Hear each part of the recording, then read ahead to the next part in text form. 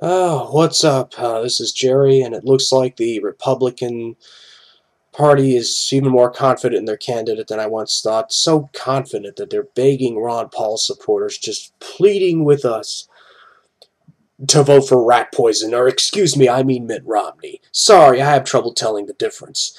Yeah, the same Republican establishment that did every underhanded, dirty trick possible to prevent Ron Paul from winning the nomination.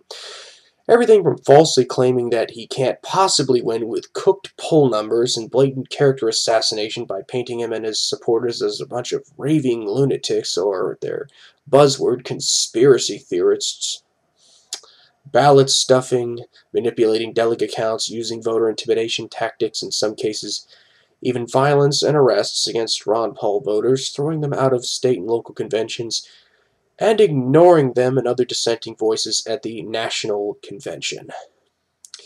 Just watch YouTube footage of it if you don't believe me. It's a disgrace. And conveniently changing the rules at the last second to make it more difficult for Ron Paul or any future non-establishment candidates from ever getting the Republican nomination.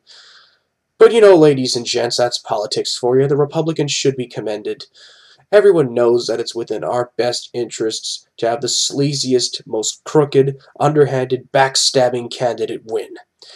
After screwing us harder than a cheerleader on prom night, Mitt Romney and his partner in crime, Paul Ryan, and the GOP just want to cuddle. Pardon me if I am not in the mood. Now, there is seriously no reason anyone, especially Ron Paul supporters, should even consider the idea of voting for Mitt Romney, even as a joke.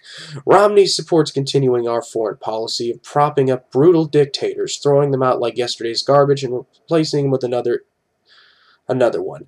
Endless, preemptive wars against countries that were never a threat to us. Romney supported the bankster bailouts, supports the Federal Reserve Ponzi scheme of printing money out of thin air, and charging us the taxpayers' interest for every dollar printed.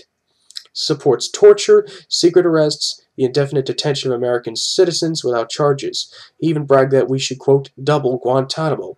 I mean, let's face it, he'll wipe his butt with the Constitution just like Obama's been doing it, just like Bush before him. And he's done so many flip-flops on just about every issue you can possibly think of, he might as well join the circus. Oh, but he's different from Obama because he has an R in front of his name, right? Well, not exactly. He literally has the same voting record as Obama.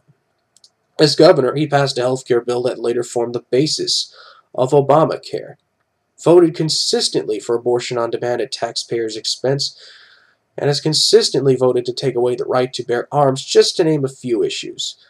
But he changed his mind now that he's running for president, right? So let's say we Ron Paul supporters take the bait and vote for Romney. I don't think it'll happen in a million years. Okay, some of us maybe, but not the majority.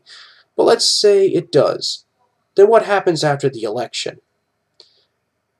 We're either going to be ignored because, we'll just end up voting for the Republican anyway, with some occasional pandering thrown around election season, or we'll just go back to being the tinfoil hat-wearing crazy uncle that never gets invited to the party.